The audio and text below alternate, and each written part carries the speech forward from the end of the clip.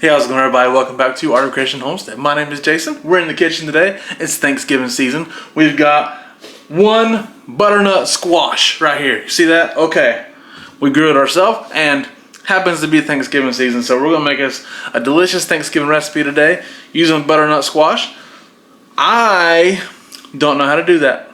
Okay, so Angela Kay's going to take care of this. What we are doing is roasted butternut squash with honey butter and cinnamon. Honey butter. And we gotta break this sucker down. Break it down. So you want to cut the top off of it. That's beautiful, by the way. That's cool. Looks great. Beautiful color.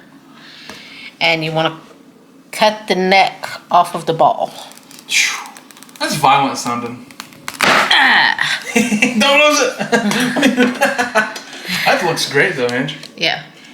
We grew a lot of these and honey nut squash as well, right? Yes. So. And you can just use a regular vegetable peeler and just peel the skin right off. It's actually not as hard as you would think.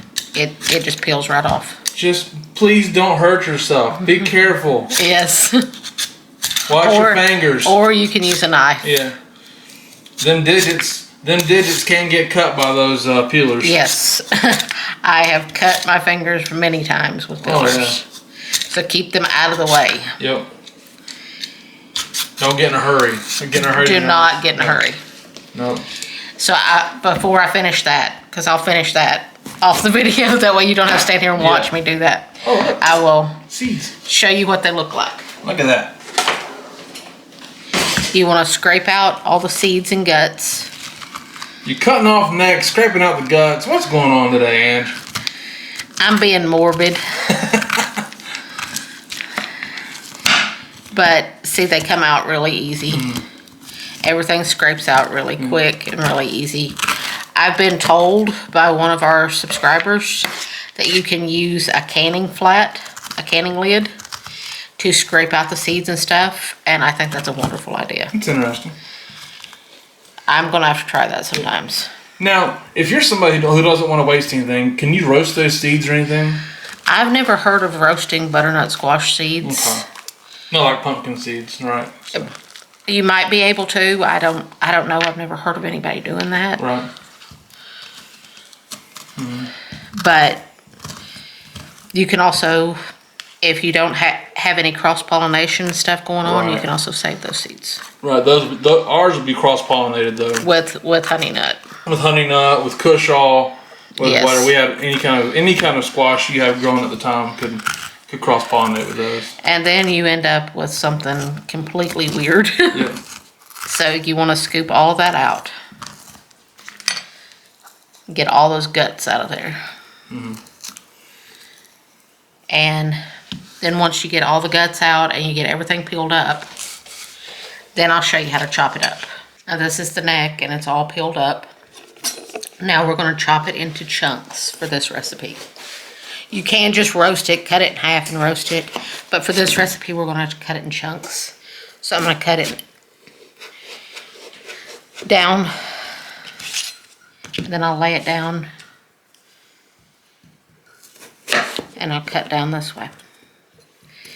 It's very hard, so be very careful. And those pieces can slip too, so just be careful. And use a nice sharp knife. Keep your fingers out of the way. Yes. Please, y'all. That movie even terrified me right there. But I am very experienced with a knife. Yes, yes, you are. You know what you're doing. So we're going to cut it in pieces about like that. And see, you'll end up with squares, little squares. And we're just going to keep chopping and peeling. And then I'll show you what we do next to make this delicious squash dish. Now we have our squash all cut up. And we have it on a parchment paper lined cookie sheet. The parchment paper, you don't have to do it, but it'll make it for easier cleanup. Now we're going to make the delicious topping. In this cup, we have 1/4 of a cup, which is a half a stick of unsalted butter that we have melted. And we have about 1/4 of a cup or so of honey. You can add more or less. Now we are going to stir that together. And the heat from the melted butter will start loosening up your honey. And then we are going to add, this is all up to you about how much cinnamon. I'm just going to add a good little sprinkle. It's all up to how much cinnamon you want in there. You don't want to overpower it. No, you do not want to overpower it. That was maybe 1/4 of a teaspoon. Maybe what it was scant. Yeah. For sure. So now we are going to add some salt because this is going to be wonderful with the salt. You want the salt. Salt brings out the honey flavor, won't it? Yeah. So you'll want about a good 1/2 to 3/4 of a teaspoon of salt. And see, now it's all mixing together really well. It smells really good too. Yeah. Between the smell of the butternut squash and this mixture, it smells really good. Now we are just going to drizzle it over our squash. And we have our oven preheated to 350 degrees. And once you drizzle it all over your squash, you want to take the spoon that you mixed it up with. You want to rake out all that goodness. And then you just want to toss your squash around in it. Just coat it up real good, right? Just make sure it's all coated on all sides. And then we are going to pop this into a 350 degree oven until your squash is nice and tender.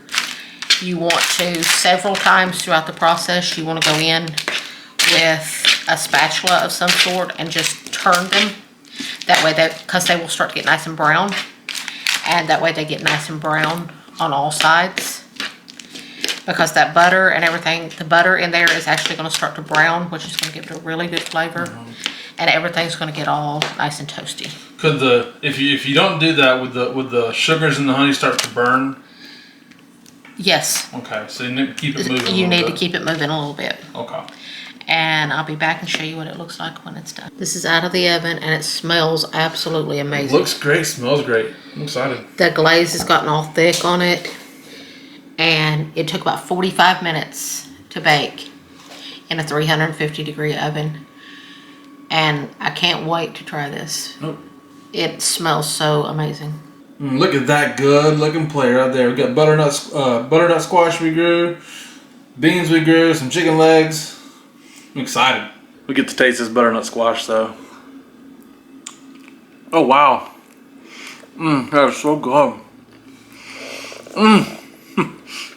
That's awesome. It's kind of a sweet potato. It's kind of a sweet potato and squashy type thing out. It's delicious. Absolutely wonderful. Angela Kay just killed this one. That's brilliant way to cook them. She did a great job. If you got, oh, by the way, you can get butternut squash out of the freezer section, already chopped up. Okay, I didn't know that. Angela told me that. So if you didn't grow any, or you don't want to take the time of peeling them and doing all that stuff, you can get them out of the freezer section. It's already cubed up. So we just happen to grow those. That's amazing. So you gotta try it. It's a different dish, right? It's another way that you can grow your own or have a different kind of side dish, and it's a great Thanksgiving side dish as well, okay? So thank you all so much for watching. We do appreciate it. Hey, my name is Jason. That's Angela Kay, Art Creation Homestead. We love y'all. God bless you and goodbye.